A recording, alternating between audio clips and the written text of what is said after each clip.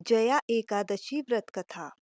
अर्जुन ने कहा, हे भगवान, अब कृपा कर आप मुझे माघ माह के शुक्ल पक्ष की एकादशी के संबंध में भी विस्तार पूर्वक बताएं। शुक्ल पक्ष की एकादशी में किस देवता का पूजन करना चाहिए तथा इस एकादशी के व्रत की क्या कथा है, उसके करने से किस फल की प्राप्ति होती है।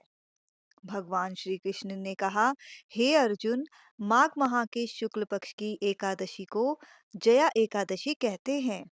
इस एकादशी के उपवास से मनुष्य भूत प्रेत पिशाच आदि की योनि से मुक्त हो जाता है। अतः इस एकादशी के उपवास को विधि अनुसार करना चाहिए। अब मैं तुमसे जया एकादशी के व्रत की कथा कहता हूँ, ध्यान पूर्वक श्रवण करो। एक बार देवताओं के राजा इंद्र नंदन वन में भ्रमण कर रहे थे। चारों ओर किसी उत्सव के समान वातावरण था। गांधर्व गायन कर रहे थे तथा गंधर्व कन्याएं नृत्य कर रही थी। वहीं पुष्पवती नामक गंधर्व कन्या ने माल्यवान नामक गंधर्व को देखा तथा उस पर आसक्त होकर अपने हाव भाव से उसे रिझाने का प्रयास करने लगी। माल्यवान भी उस गंधर्व कन्या पर आसक्त होकर अपने गायन का सुर ताल भूल गया। इससे संगीत की लय टूट गई तथा संगीत का समस्त आनंद क्षीण हो गया। सभा में उपस्थित देवगणों को यह अत्यंत अनुचित लगा। यह देखकर देवेंद्र भी रुष्ट हो गए। संगीत एक पवित्र साधना है। इस साधना को भ्रष्ट करना पाप है। अतः क्रोधवश इंद्र ने पुष्पवती तथा माल्यवान को श्राप दे दिया। संगीत की साधना को अपवित्र करने वाले माल्यवान और पुष्पवती, तुमने देवी सरस्वती का घोर अपमान किया है। अतः तुम्हें मृत्युलोक में जाना होगा।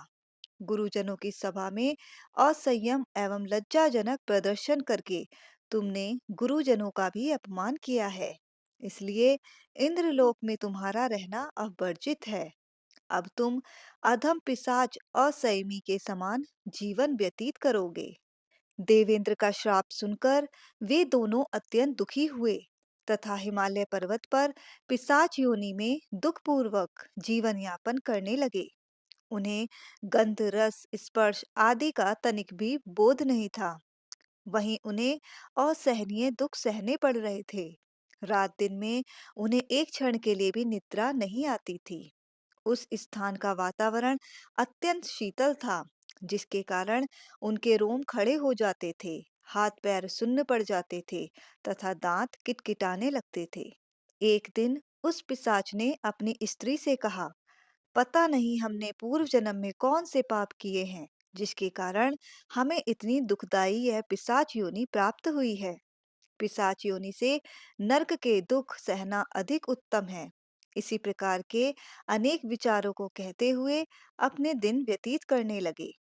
भगवान की कृपा से एक समय माघ माह के शुक्ल पक्ष की जया एकादशी के दिन इन दोनों ने कुछ भी भोजन नहीं किया तथा ना ही कोई पाप कर्म किया। उस दिन मात्र फल फूल ग्रहण कर कर ही पूरा दिन व्यतीत किया तथा महान दुख के साथ पीपल के वृक्ष के नीचे विश्राम करने लगे। उस दिन सूर्य भगवान अस्ताचल को जा रहे थे। वह रात्रि इन दोनों ने एक दूसरे से सटकर बड़ी कठिनता से व्यतीत की। दूसरे दिन प्रातःकाल होते ही प्रभु की कृपा से इनकी पिशाच योनि से मुक्ति हो गई तथा पुनः अपनी अत्यंत सुंदर अप्सरा एवं गंधर्व की देह धारण करके तथा सुंदर वस्त्रों एवं आभूषणों से अलंकृत होकर दोनों स्वर्ग लोक को चले गए। कुछ समय आकाश में देवगण तथा गंधर्व इनकी स्तुति करने लगे। नागलोक में जाकर इन दोनों ने देवेंद्र को दंडवत प्रणाम किया। देवेंद्र को भी उन्हें उनके वास्तविक रूप में देखकर महान विस्मय हुआ तथा उन्होंने पूछा, तुम्हें पिशाच योनि से किस प्रकार मुक्ति मिली? उसका संपूर्ण वृत्तांत मुझे बताओ। देवेंद्र की बात सुनकर माल्यवान ने कहा, हे देवताओं के राजा इंद्र, श्री हरि की कृपा तथा जया एकादशी के व्रत के पुण्य से हमें पिशाच योनि से मुक्ति प्राप्त हुई है। इंद्र ने कहा, हे माल्यवान, एकादशी व्रत करने से तथा भगवान श्री हरि की कृपा से तुम लोग पिशाच योनि को त्याग कर पवित्र हो गए हो, इसलिए हमारे लिए भी वंदनीय हो, क्योंकि भगवान शिव तथा भगवान विष्णु के भक्त हम देवताओं की वंदना करने योग्य हैं। अतः आप दोनों धन्य हैं। अब आप प्रसन्नता पूर्वक देवलोक में निवास कर सकते हैं। हे अर्जुन, इस जया एकादशी के उपवास से कुयोनि से सहज ही मुक्ति मिल जाती है। जो मनुष्य इस एकादशी का व्रत कर लेता है, उसने मानो सभी तप, यज्ञ, दान कर लिए हों। जो मनुष्य श्रद्धा पूर्वक जया एकादशी का व्रत करते हैं, वे अवश्य ही सहस्त्र वर्ष स्वर्ग में वास करते हैं। जय श्री हरि।